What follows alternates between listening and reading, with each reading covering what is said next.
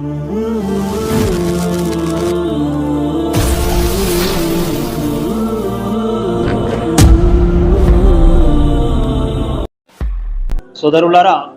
సోదరీమణులారా, ఈరోజు చెప్పబోయేటటువంటి అంశము ప్రాపంచిక వ్యామోహము.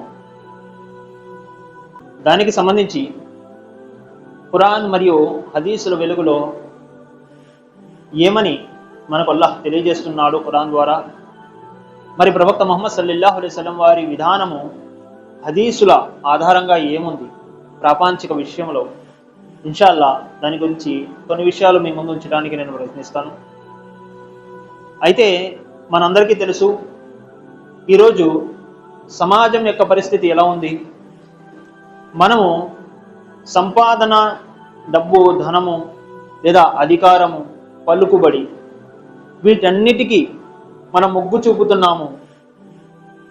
అల్లాహ్ యొక్క ఆరాధన కానీ, ప్రవక్త ముహమ్మద్ సల్లల్లాహు అలైహి వసల్లం వారి యొక్క సున్నతులు కానీ ఆచరించడంలో, పాటించడంలో చాలా చాలా వెనుకబడి ఉన్నాము.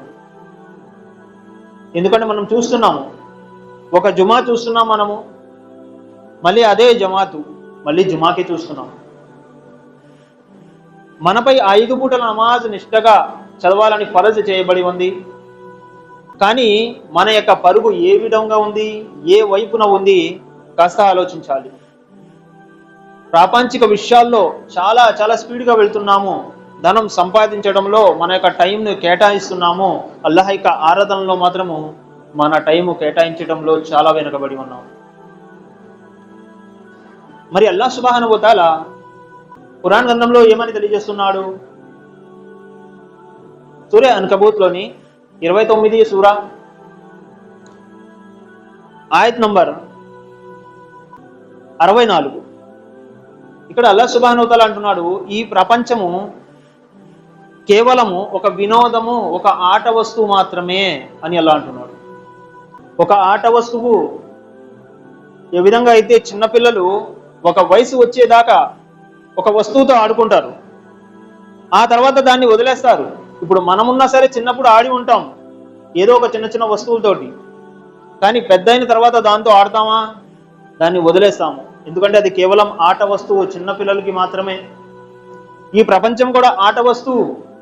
దీనిలో కాసేపు కొన్నాళ్ళు మాత్రమే మనం ఉంటాము, తర్వాత దీన్ని విడిచిపెట్టి వెళ్ళాల్సి ఉంది. అల్లాహ్ అదే అంటున్నాడు, ఇదొక ఆట వస్తువు, వినోదము. అసలైన గృహం మీకు అల్లాహ్ వద్దన ఉంది అని అల్లాహ్ ఇక్కడ అంటున్నాడు.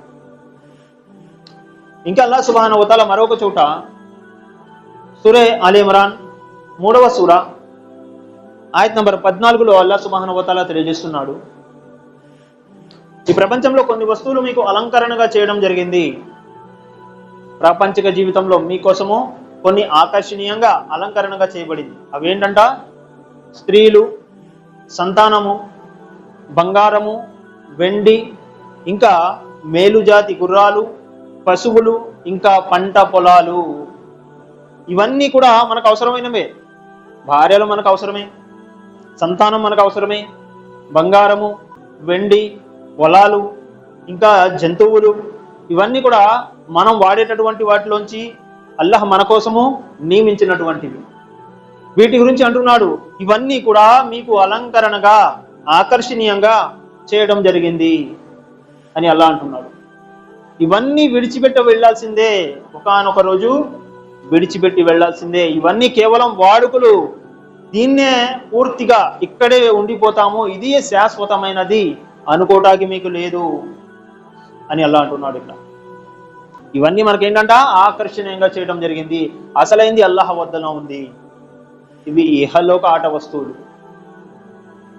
కాబట్టి మనము దీనితో పాటే ఇహ పరలోకాన్ని గురించి కూడా ఆలోచించాలి. వాటి గురించి కూడా, ఎందుకంటే ఒక విషయం మనం గుర్తుపెట్టుకోండి, ఒక ఉదాహరణ ఇస్తాను. ఎప్పుడైతే మనము రైల్వే స్టేషన్లో వెళ్ళి ప్లాట్ఫామ్ పై నించుంటామండి, సదా అక్కడే ఉంటామా?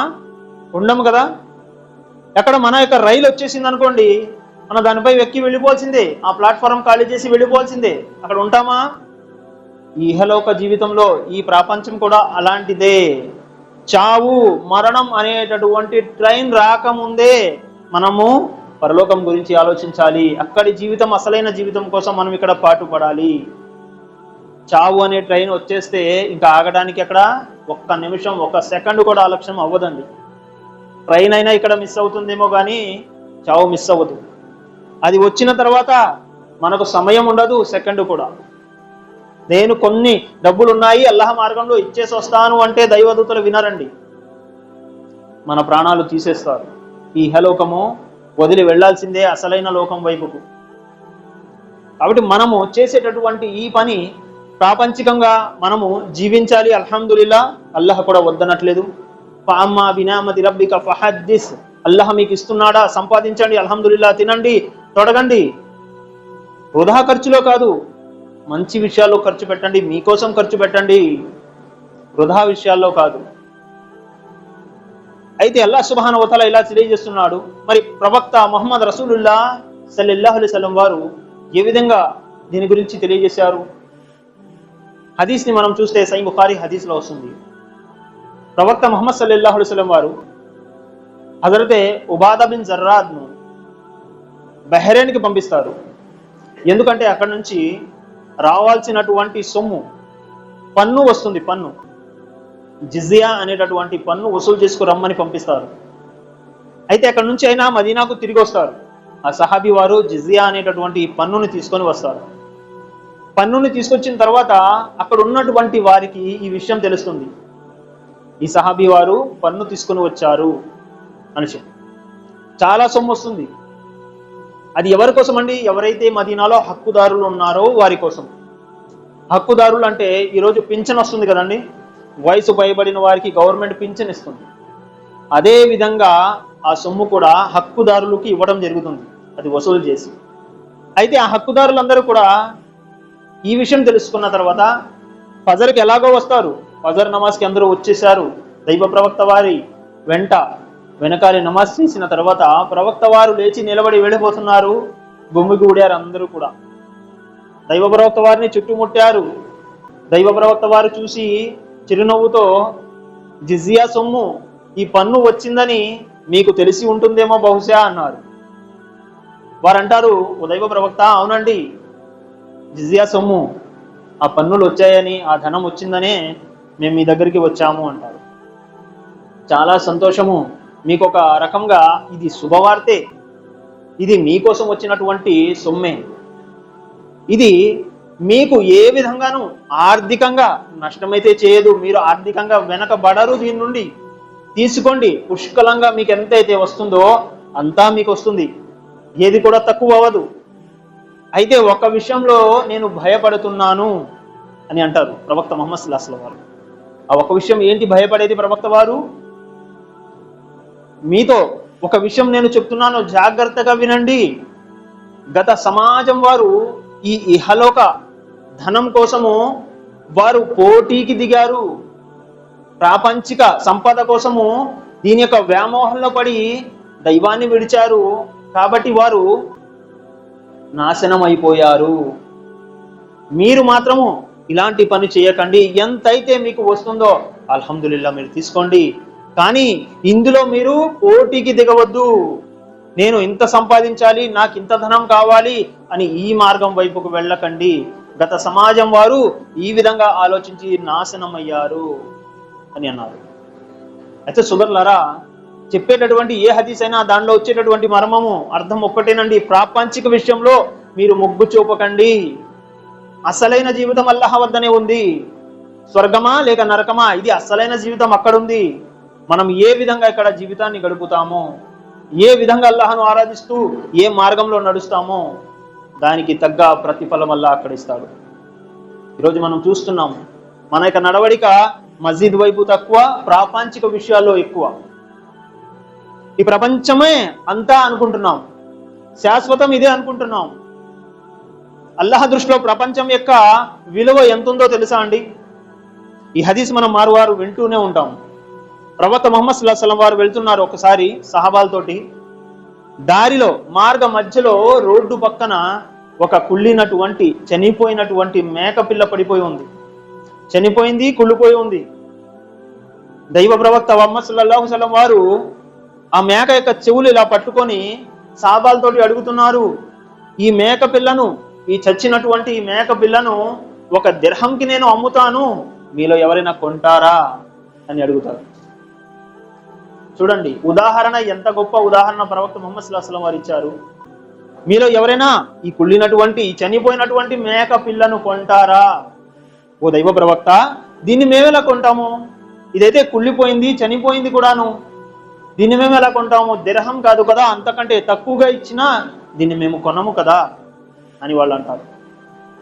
ఎందుకంటే ఇది మా దృష్టిలో చాలా నీచంగా ఉన్నది, చాలా తుచ్చమైనది అని అంటే ప్రవక్త ముహమ్మద్ సల్లల్లాహు అలైహి వసల్లం వారు అంటారు, ఈ ప్రపంచము కూడా అల్లాహ్ దృష్టిలో ఈ మేక వల్లే కాదు, దీనికంటే తుచ్చమైనది అల్లాహ్ దృష్టిలో. ఇది అంతమయ్యేటటువంటిది, ఈ ప్రపంచము అంతమవుతుంది ఒకానొక రోజు, దీని విలువ అల్లాహ్ దృష్టిలో ఈ మేక కంటే నీచంగా ఉంది అని అన్నారు. చూడండి సోదరులారా, ఈ ప్రపంచం కోసం మనం పాకులాడుతూ ఉంటాము, దీనికోసం మనం ధనం కూడా పెడుతూ ఉంటాము, ఆస్తులు కూడా పెట్టేస్తూ ఉంటాము. సోదరులారా గమనించండి, మనం ఏ మార్గంలో ఉంటున్నాము? చేయండి అల్హమ్దులిల్లా, వ్యాపారం చేయండి, సంపాదించండి, అల్హమ్దులిల్లా, హోదా పొందండి. అదే విధంగా టైం అల్లాహ్ కోసం, దైవం యొక్క ఆజ్ఞల కోసం కూడా మనము కేటాయించాలి, అల్లాహ్ మార్గంలో ఉండాలి. షిర్క్ వైపు కాకుండా, బిదాత్ వైపు కాకుండా, హరాం వైపు కాకుండా హలాల్ సొమ్ముని సంపాదించాలి. అల్హమ్దులిల్లా, అల్లాహ్ మార్గంలో వీలైనంత వరకు ఖర్చు చేయాలి. మన యొక్క టైంని కూడా అల్లాహ్ మార్గంలో కేటాయించాలి. నమాజ్ సమయం అవుతుంది అంటే మనం రావాలి సోదరులారా మస్జిద్ వైపుకు. ఏదో 1-2 నమాజులు మిస్ అవుతున్నాయా, మిగిలిన నమాజ్కైనా వచ్చేయాలి. ఆ నమాజ్ నాది మిస్ అయిపోయింది, ఈ నమాజ్కైనా వెళ్ళాలి, తపన ఉండాలండి. ఎందుకంటే పనికొచ్చేది ఇదే. మీరు 1,00,000 రూపాయలు సంపాదించినా రూపాయి కూడా అందులోంచి మనతో రాదు. మీరు సంపాదించుకున్న 2 రకాతుల నమాజు అల్లాహ్ మన యొక్క కర్మల పత్రంలో రాస్తాడు, అది మనతో వస్తుంది. మన బిల్డింగ్ ఇక్కడే ఉండిపోతుంది, మన ఆస్తులు, మన బ్యాంక్ బ్యాలెన్స్ అంతా ఇక్కడే ఉండిపోతుంది. ఏది మనతో రాదు, మనం చేసుకున్నటువంటి పుణ్యాలు తప్ప. ఇవి అసలైనవిగా చేయాల్సింది మనం.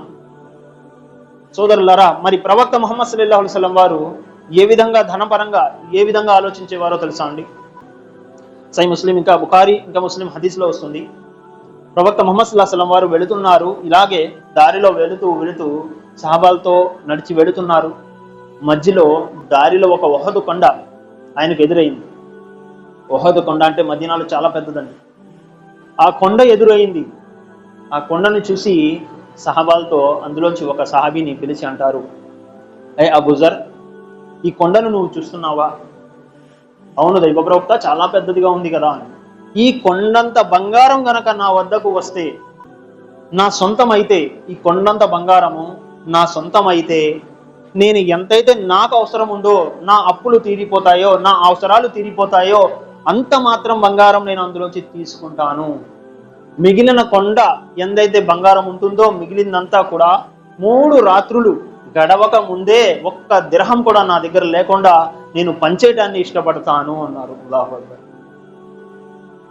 ఎంత కొండ కాదు కదా, మనకు ఇంకో కొండ వచ్చినా 3వ కొండ కోసం చూస్తాం. 2 కొండలు ఉంటే ఇంకా 3వ కొండ ఎలా సంపాదించాలని చూస్తాం మనం. ఇది మన ఆలోచన. మనం ఇక్కడ వదిలి వెళ్ళేదాని గురించి కాదండి ఇక్కడ ఆశపడాల్సింది. అల్లాహ్ ఖురాన్లో కూడా అదే తెలియజేస్తున్నాడు. ఇదంతా ఆట వస్తువు, అస్సలైంది మీకు అక్కడ ఉంది, అసలైన గృహం మీకు అల్లాహ్ వద్దన ఉంది అని అల్లాహ్ సుబ్హానహు వ తఆలా తెలియజేస్తున్నాడు ఖురాన్లో. ఇక్కడ ప్రవక్త ముహమ్మద్ సల్లల్లాహు అలైహి వసల్లం వారు కూడా అదే అంటున్నారు, నేను పనిచేస్తాను, 1 దిర్హం కూడా నా దగ్గర ఉంచుకోవటాన్ని నేను ఇష్టపడను. ఎందుకో తెలుసా అండి? కాస్త దూరం మళ్ళీ వెళ్ళిన తర్వాత ఇదే హదీస్లో మళ్ళీ అంటారు, అయ్ అబూజర్, ప్రళయ దినము రోజు అధిక ధనం కలిగి ఉన్నవాడు వస్తాడు, కానీ అతని వద్ద పుణ్యాలు ఉండవు, చాలా తక్కువ పుణ్యాలతో వస్తాడు. ఎందుకంటే అధిక ధనం గలవాడు, ఎందుకంటే అతని యొక్క జీవితం అంతా కూడా ఇహలోకంలో ఉన్నప్పుడు సంపాదన సంపాదన, వ్యాపారం, డబ్బు కూడబెట్టడం, లెక్కడుకొని బ్యాంకుల్లో పెట్టుకోవడం, ఇదే ఉంది. వారు పుణ్యాల వైపు తక్కువ ఉంటారు. వారి జీవితం అంతా కూడా కష్టపడటంలో, డబ్బులు సంపాదించడంలోనే గడిచిపోయి ఉంటుంది. కాబట్టి ప్రవక్త వారు అంటున్నారు, ఆ రోజు ధనవంతుడు, అధిక ధనవంతుడు వస్తాడు, అతని వద్ద చాలా తక్కువ పుణ్యాలు ఉంటాయి.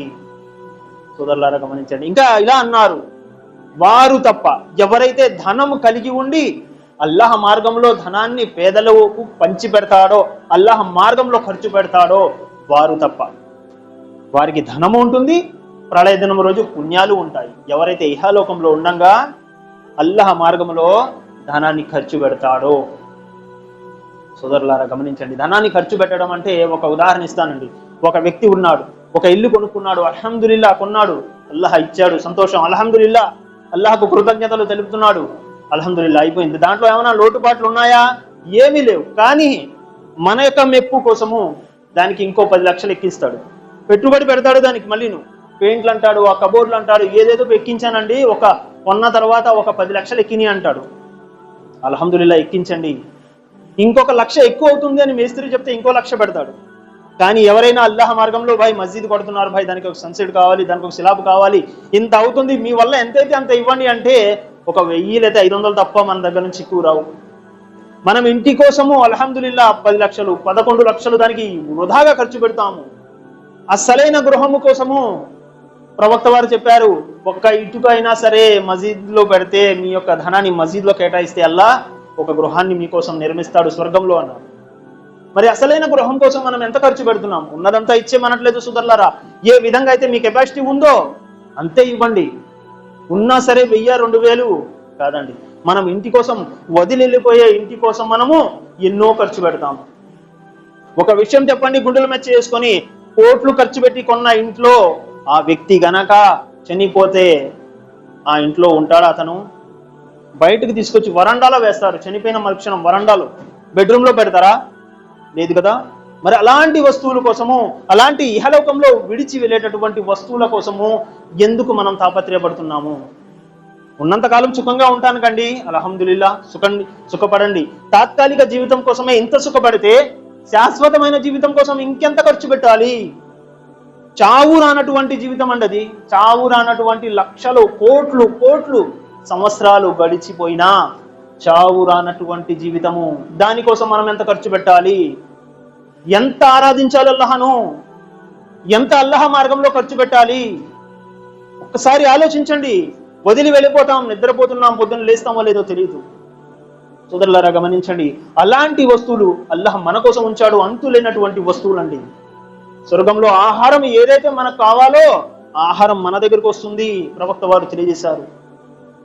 ఒక పక్షి ఎగురుతుంది, దాని మాంసం తింటే బాగుంటుందేమో అని అనుకుంటే చాలు, స్వర్గవాసి అది మాంసంగా మారి దగ్గరకు వస్తుంది. ఇతను తినాల్సిన తర్వాత మళ్ళీ ఆ ఎముకలు, ఆ యొక్క రెక్కలు మళ్ళీ ముడుచుకొని అది బతికి మళ్ళీ వెళ్ళిపోతుంది. ఎందుకంటే చావు లేదు అక్కడ దేనికి. ఇతని ఆకలి తీరిపోయింది, అది కూడా మళ్ళీ ఎగిరిపోయింది. ఇది అల్లాహ్ స్వర్గవాసుడికి ఇచ్చేటటువంటి అంతులేని బహుమతులండి. అలాంటి బహుమతులు కదా మనకు కావాల్సింది. ఇక్కడ ఇహలోకంలో వదిలి వెళ్ళే బహుమతులు కాదండి. ప్రాపంచిక విషయాల్లో మనం మొగ్గు చూపుతున్నాం, అల్హమ్దులిల్లా. దానితో పాటు అల్లాహ్ విషయంలో కూడా దాన ధర్మాలు కావచ్చు, నమాజులు కావచ్చు, సున్నతులు కావచ్చు, ఏవైతే ప్రవక్త ముహమ్మద్ సల్లల్లాహు అలైహి వసల్లం వారు ఇస్లామీ విధానాలు మనకు చూపించారో వాటి వైపు మనం ఎక్కువగా మొగ్గు చూపాలి. ఇంకా ఈ హదీస్ అవ్వలేదండి. ఇంకా ప్రవక్త ముహమ్మద్ సల్లల్లాహు అలైహి వసల్లం వారు ఈ హదీస్లో అంటున్నారు, కాస్త దూరం వెళ్ళిన తర్వాత, అయ్య అబూజర్, నువ్వు ఇక్కడే నిలబడు. దైవప్రవక్త అంటారు, ఇక్కడే నిలబడు, నేను ఇప్పుడే వస్తాను. చీకటిలోనికి నడిచి వెళ్ళిపోయారు. ఈయన ఇక్కడే ఉన్నారు, ఎందుకంటే కదలరు. దైవ ప్రవక్త వారి ఆజ్ఞ, ఇక్కడే కదలకుండా నిలబడ్డారు. లోపలికి వెళ్ళారు, చీకటిలోకి వెళ్ళిపోయారు. అక్కడ నుంచి కనబట్లా ఈయనకి. కాసేపటికి గట్టి శబ్దం వచ్చింది. ఆ శబ్దంతో ఈయన అబూజర్ రజియల్లాహు అన్హు వారు భయపడ్డారు. దైవ ప్రవక్త వారిపై ఏమైనా దాడి జరిగిందా అని చెప్పి, ఎవరైనా ఆయన్ని హతమార్చే ప్రయత్నం చేశారా? ఇంత గట్టిగా ఇంత పెద్ద శబ్దం వచ్చింది ఏమిటి అని చెప్పి. కానీ వెళ్ళలేరు, ప్రవక్త వారు రావద్దన్నారు కదా. ఆయన మళ్ళీ కాసేపటికి మళ్ళీ తిరిగి వచ్చారు. మళ్ళీ ఈయన సంతోషించారు, అల్హమ్దులిల్లా, దైవ ప్రవక్త వారు వచ్చేస్తున్నారు. దైవ ప్రవక్త, మీరు వెళ్ళిన కాసేపుకి ఇంత పెద్ద శబ్దం వచ్చింది, ఏమైందండి? మీపై ఎవరైనా దాడి చేశారని నేను భయపడ్డాను, నేను వద్దాం అనుకున్నాను, కానీ మీరు ఇక్కడే ఆగమన్నారు. మీ మాటకు నేను గౌరవించి నేను రాలేదు అక్కడికి, ఏమైంది? దైవ ప్రవక్త వారు అంటారు, నీకు ఆ శబ్దం వినిపించిందా? అవును దైవ ప్రవక్త. ఆ శబ్దం ఏమిటనుకుంటున్నావు? జిబ్రాయిల్ అలైహిస్సలాతు వస్సలాం వారు నా దగ్గర వహీ తీసుకుని వచ్చారు. జిబ్రాయిల్ అలైహిస్సలాం వారు వచ్చినటువంటి శబ్దం అది అన్నారు. ఎంత పెద్ద శబ్దంతో జిబ్రాయిల్ అలైహిస్సలాతు వస్సలాం వారు వస్తున్నారు. మరి వచ్చి ఏమన్నారు? వచ్చి తీసుకొచ్చిన ఆయత ఏమిటో తెలుసా? ఎవరైతే అల్లాహకు సాటి కల్పిస్తారో ఆయనతో పాటు దీంతో కూడా లాభం జరుగుతుంది, దాంతో కూడా లాభం జరుగుతుంది, వారితో కూడా లాభం జరుగుతుంది అని అల్లాహకు ఎవరైతే సాటి కల్పిస్తారో వారు స్వర్గంలో ప్రవేశించలేవు అన్నారు. వారికి స్వర్గం అర్హత లేదు. ఎవరైతే షిర్క్ చేస్తారో వారికి ఎటువంటి అర్హత లేదు. ఈరోజు షిర్క్ షిర్క్ షిర్క్ అని ఎన్ని భయాలను మనం చేస్తూ ఉంటాము. అక్కడే ఉంటాం, మనం అక్కడే ఉంటాము. షిర్క్ చేయకండి, దర్గాలకు వెళ్ళకండి, దర్గాలకు వెళ్ళడం షిర్క్ అండి అంటే ఎవరు వినరు. తావీజులు వేసుకోకండి, తావీజులు షిర్కు అని అంటూ ఉంటాము, ఎవరు వినరు. ప్రవక్త ముహమ్మద్ సల్లల్లాహు అలైహి వసల్లం వారు తావీజ్ గురించి చెప్పలేదేమో అనుకుంటాం మనం. ప్రవక్త వారు తెలియజేశారు, మన్ అల్లక తమీమతన్ ఫఖద్ అష్రక, ఎవరైతే తావీజు ధరించారో వారు షిర్క్ చేశారు అన్నారు. చూడండి సోదరులారా, చిన్న తావీజ్ వేసుకుంటే మన జ్వరం తగ్గిపోయింది, మనకు దిష్టి రాదు, మనకు ఏ హాని జరగదు అనేటటువంటి నమ్మకంతో ఉన్నామంటే మన యొక్క నమ్మకం అల్లాహ్ పై నుండి ఈ తావీజ్ పై వచ్చేసింది కదా. అక్కడే కదా షిర్క్ అంటున్నారు దైవ ప్రవక్త వారు, సాటి కల్పించవద్దు, అల్లాహ్తో మీరు ఎవరిని సాటి కల్పించకూడదు. మంచి చెడు, చావు పుట్టుకలు, లాభ నష్టాలు ఇచ్చేవాడు అల్లాహ్ సుబ్హానహు వ తఆలా అని నమ్మాలి. అది తౌహీద్ అండి. షిర్క్ అంటే నేను వెళుతున్నాను, పిల్లడ్డు వచ్చింది, వెనక్కి వచ్చేసాను నేను, ఇది షిర్కే. అయ్యో బాబు నల్ల పిల్ల ఎదురు వచ్చింది, నా పని అవుదేమో అని చెప్పి ఎవరైనా స్త్రీ ఏమో తెల్ల చీర కట్టుకొని ఎదురొస్తే అది షిర్కే. దాన్ని చూసి కూడా ఆ స్త్రీని చూసి మళ్ళీ వెనక్కి వచ్చేస్తాం, ఏమండి విధవరాలు వెళ్తుందండి, మళ్ళీ మనకి ఏదైనా నష్టం జరగొచ్చేమో కదా అని చెప్పి. ఎందుకంటే మనం ఇస్లాంపై మొగ్గు చూపట్లేదు కదా. ఖురాన్ హదీస్లో మనం చదివితే ఈ విషయాలు ఏమీ అందులో ఉండవండి. మనం చదవక ప్రతి దాంట్లో మనం నష్టాన్ని వెతుక్కుంటాము. దీనివల్ల నష్టం జరుగుతుందేమో, దానివల్ల ఆ వస్తువు వల్ల నష్టం జరుగుతుందేమో అని చెప్పి. మరొక విషయం ఏమిటో తెలుసా అండి, ఈ రోజు ముస్లిం సమాజము దాంట్లోకి వెళ్తూనే ఉన్నారు. అదేమిటో తెలుసా అండి, వాస్తు అనేటటువంటి రోగము మనలో వచ్చిందండి. బీపీ, షుగరు, థైరాయిడ్తో పాటు వాస్తు అనేటటువంటి రోగం కూడా మన శరీరంలోకి వచ్చేసింది. ఇల్లు కట్టిన తర్వాత ఆడెవడో చెప్తాడు, ఏమంటే ఇక్కడ ఈ తలుపు ఉండకూడదంటే ఆడు మూయించేస్తాడు, ఇక్కడ ఈ కిటికీ ఉండకూడదంటే మూయించేస్తాడు. ఏ గ్రంథంలో చెప్పబడిందండి వాస్తు పాటించండి చెప్పి? ఖురాన్ గ్రంథంలో ఎక్కడ ఉన్నాయి ఈ విషయాలు? ప్రవక్త ముహమ్మద్ సల్లల్లాహు అలైహి వసల్లం వారు ఎక్కడైనా చెప్పారా ఈ విషయాలు? ఆ బరువు అక్కడ ఉండకూడదండి అంటాడు, ఎలా తెచ్చి పెట్టేస్తాడు ఈయన. ఎందుకంటే అల్లాహ్పై నమ్మకం లేదు కదా. ఆ వస్తువుతో నష్టం జరిగిపోతుందేమో అని నమ్ముతాడు, అక్కడ నుంచి తీసి పెట్టేస్తాడు. ఈ రోగం కూడా ముస్లిం సమాజంలో ఈరోజు వచ్చేస్తుందండి. అల్లాహ్ క్షమించుగాక, అల్లాహ్ వారికి హిదాయత్ని ప్రసాదించుగాక. కాబట్టి సోదరులారా, దైవ ప్రవక్త వారు అన్న విషయం ఏమిటి చివరిగా ఈ హదీస్లో? ఎవరైతే అల్లాహకు సాటి కల్పిస్తారో వారు స్వర్గంలో ప్రవేశించరు. ఎవరైతే షిర్క్ చేస్తారో, అది దర్గాలు కావచ్చు, జెండాలు కావచ్చు, బాబాలు కావచ్చు, తావీజులు కావచ్చు, ఇప్పుడు మనం చెప్పుకున్నటువంటి చిన్న చిన్న విషయాలు కావచ్చు, అల్లాహతో పాటు వీరితో కూడా అవుతుంది, వీరితో కూడా నష్టం జరుగుతుంది అని భావించడం కూడా షిర్క్ అండి. మనం ఎప్పుడైతే దీని నుంచి దూరం అవుతామో మన యొక్క నమాజులు నెరవేరుతాయి. అల్లాహ్ సుబ్హానహు వ తఆలా తెలియజేస్తున్నాడు, ఎవరైతే తౌహీద్ పై ఉంటారో వారి యొక్క ఆరాధనలు అంగీకరించబడతాయి. మీరు అటేపు షిర్క్ చేస్తూ ఉండి ఇటేపు వచ్చి 5 పూటల నమాజ్ చేయడము, మీకు ఏ ఒక్క నమాజ్ కూడా నెరవేరదు. ఎప్పటి వరకు అయితే మనము షిర్క్ పై ఉంటామో. తౌహీద్ పై వచ్చినప్పుడే మన యొక్క ఆరాధన, మన యొక్క పుణ్యాలు లెక్కించబడతాయి. అంతే తప్ప షిర్క్ లో ఉన్నంత కాలం మనం ఏ నమాజు కూడా అంగీకరించబడదు సోదరులారా. కాబట్టి సోదరులారా, చెప్పే విషయాలు చాలా ఉన్నాయి, సమయం ఎక్కువైంది. ఇన్షాల్లా మిగిలిన విషయాలు మళ్ళీ నాకు అవకాశం ఉన్నప్పుడు ఇన్షాల్లా మీ ముందు ఉంచడానికి నేను ప్రయత్నిస్తాను. అల్లాహ్ సుబ్హానహు వ తఆలా ఏనైతే విషయాలు మనం విన్నామో వాటిపై అమలు చేసే భాగ్యాన్ని మీకు నాకు మనందరికీ ప్రసాదించుగాక. ఆమీన్. కుల్ దావానా అల్హమ్దులిల్లాహి రబ్బిల్ ఆలమీన్. అస్సలాము అలైకుం వరహ్మతుల్లాహి వబరకాతుహు.